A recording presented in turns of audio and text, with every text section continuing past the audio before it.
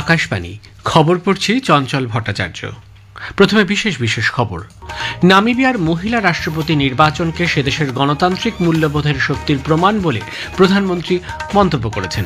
সফলভাবে 5 দেশ সফর শেষ করে তিনি স্বদেশ অভিমুখে রওনা হয়েছেন। কেন্দ্রীয় স্বরাষ্ট্রমন্ত্রীর পৌরোহিত্যে ঝাড়খণ্ডের রাঁচিতে পূর্বাঞ্চলীয় পরিষদের একটি বৈঠক আজ অনুষ্ঠিত হবে।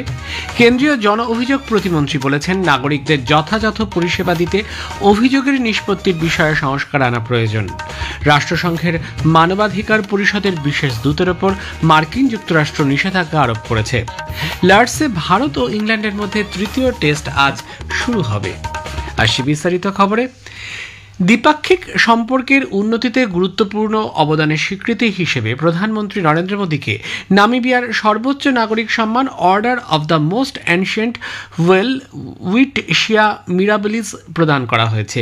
এই সম্মানকে দুদেশের চিরস্থায়ী বন্ধুত্বের প্রতীক হিসেবে উল্লেখ করে প্রধানমন্ত্রী সেদেশের সরকারের প্রতি কৃতজ্ঞতা জানিয়েছেন। The people of India stood proudly with Namibia during your liberation struggle. Even before our own independence, India raised the issue of Southwest Africa at the United Nations. We supported SWAPO in your quest for freedom. New Delhi hosted their first ever diplomatic office abroad, and it was an Indian Lieutenant General Diwan Premchand who led the UN peacekeeping force in Namibia.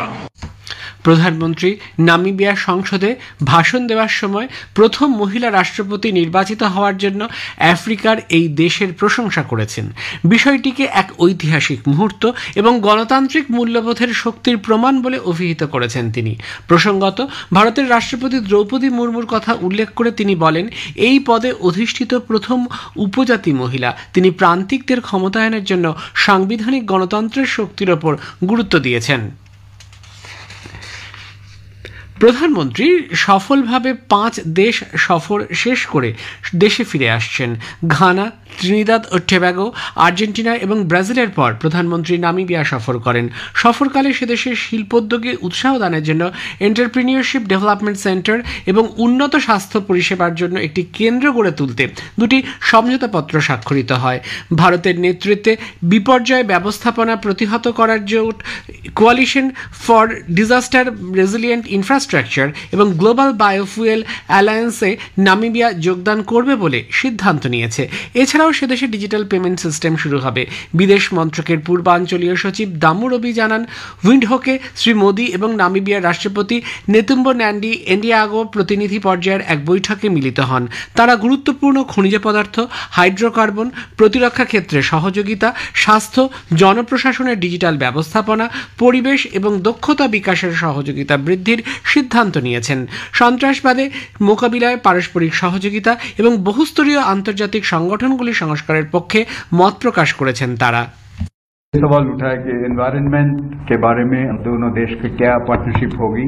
आप जानते हैं 22 में India और Namibia की partnership की वजह से हम चीता रिलोकेट किया। अभी उसका सेकंड फेज का बात चल रहा है, लेकिन ये तो सक्सेसफुल पार्टनरशिप है दोनों को देश के बीच में और उसको बढ़ाना पड़ेगा।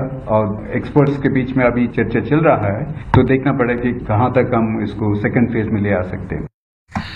কেন্দ্রীয় স্বরাষ্ট্রমন্ত্রী পূর্বাঞ্চলীয় পরিষদের চেয়ারম্যান অমিত শাহের পৌরোহিত্যে আজ ঝাড়খণ্ডের রাঁচিতে একটি বৈঠক অনুষ্ঠিত হবে। এই বৈঠকে উপস্থিত থাকার জন্য পশ্চিমবঙ্গ, বিহার, ওড়িশা, ঝাড়খণ্ড ও সিকিমকে আমন্ত্রণ জানানো হয়েছে। শিক্ষা, স্বাস্থ্য, অভ্যন্তরীণ ও উপকূলীয় নিরাপত্তা, বিভিন্ন প্রকল্প রূপায়ণে পারস্পরিক সমন্বয় ও সহযোগিতা, পরিকল্পনা ও উন্নয়নের মতো বিষয়গুলি নিয়ে আলোচনা হবে বলে জানা গেছে। পশ্চিমবঙ্গের তরফে অর্থমন্ত্রী চন্দ্রিমা ভট্টাচার্য আজকের বৈঠকে রাজ্যের প্রতিনিধিত্ব করবেন বলে নবান্ন সূত্রে জানানো হয়েছে। এই 5 রাজ্য থেকে 70 জন প্রতিনিধি বৈঠকে অংশ নিতে পারেন। গত 10ই মে এই বৈঠক হওয়ার কথা থাকলেও পাহেলগাঁও কাণ্ডের জেরে ভারত পাকিস্তান সংঘাতের আবহে তা পিছিয়ে যায়। গুজরাটের কেভাডিয়ায় কেন্দ্রীয় বিশ্ববিদ্যালয়গুলির উপাচার্যদের নিয়ে দুদিনের সম্মেলনের আয়োজন করেছে শিক্ষা মন্ত্রক। জাতীয় শিক্ষানীতি 2020 বাস্তবায়নের 5 বছর পূর্তি উপলক্ষে আজ থেকে শুরু হয় এই সম্মেলনে কেন্দ্রীয় বিশ্ববিদ্যালয়গুলির উপাচার্যরা বিষয়টির পর্যালোচনার পাশাপাশি আগামী দিনের জন্য প্রয়োজনীয় নীতি নির্ধারণ করবেন। কেন্দ্রীয় শিক্ষামন্ত্রী ধর্মেন্দ্র প্রধান সম্মেলনে যোগ দেবেন। এই সম্মেলনে দেশে উচ্চশিক্ষার ভবিষ্যৎ এবং 2047 সালের মধ্যে বিকশিত ভারত গঠনে সকলের সম্মিলিত দৃষ্টিভঙ্গি গড়ে তুলতে গুরুত্বপূর্ণ ভূমিকা পালন করবে বলে আশা করা যায়। নির্বাচন কমিশন জানিয়েছে বিহারে ভোটার তালিকার বিশেষ নিবিড় পর্যালোচনা প্রক্রিয়ায় ভোটারদের সক্রিয় অংশগ্রহণ, নির্বাচন আধিকারিক, স্বেচ্ছাসেবী এবং বুথ লেভেল এজেন্টদের অক্লান্ত প্রচেষ্টায় 57%-এরও বেশি গণনা ফর্ম সংগ্রহ করা হয়েছে। কমিশন এক বিবৃতিতে জানিয়েছে প্রায় 7,90,00,000 ফর্মের মধ্যে 4,53,00,000-এরও বেশি গণনা ফর্ম প্রথম 15 দিনে সংগ্রহ করা হয়েছে। 83 লক্ষেরও বেশি গণনা ফর্ম জমা পড়েছে। নির্ধারিত 25শে জুলাইয়ের আগে সবকটি ফর্ম সংগৃহীত হবে বলে কমিশন আশা করেছে। গুজরাটের ভাদোদরা জেলার পাদ্রার কাছে গাম্ভীরা সেতু ভেঙে পড়ার ঘটনায় মৃতের সংখ্যা 9, আহত অনেকে। দুর্ঘটনার ফলে 5টি গাড়ি মহিসাগর নদীতে পড়ে যায়, সেগুলিকে অবশ্য উদ্ধার করা সম্ভব হয়েছে। স্থানীয় মানুষ, ডুবুরি ও ভাদোদরা জেলা প্রশাসন উদ্ধার কাজ শুরু করে, যোগ দেয় দমকল বাহিনীও। ভাদোদরার কালেক্টর অনিল ধামেলিয়া জানিয়েছেন যুদ্ধকালীন তৎপরতায় উদ্ধার কাজ চলছে। মুখ্যমন্ত্রী ভূপেন্দ্র প্যাটেল এই সেতু ভেঙে পড়ার ঘটনার তদন্তের নির্দেশ দিয়েছেন। বিস্তারিত প্রতিবেদন জমা দেওয়ার জন্য বিশেষজ্ঞদের একটি দল পাঠিয়েছে বলে জানানো হয়েছে। কেন্দ্রীয় জন অভিযোগ ও পেনশন দফতরের প্রতিমন্ত্রী ডাক্তার জিতেন্দ্র সিং বলেছেন নাগরিকদের যথাযথ পরিষেবা দিতে জন অভিযোগের নিষ্পত্তির বিষয়টিতে গুরুত্ব সহকারে বিবেচনা করা উচিত এবং এক্ষেত্রে সংস্কারের প্রয়োজন।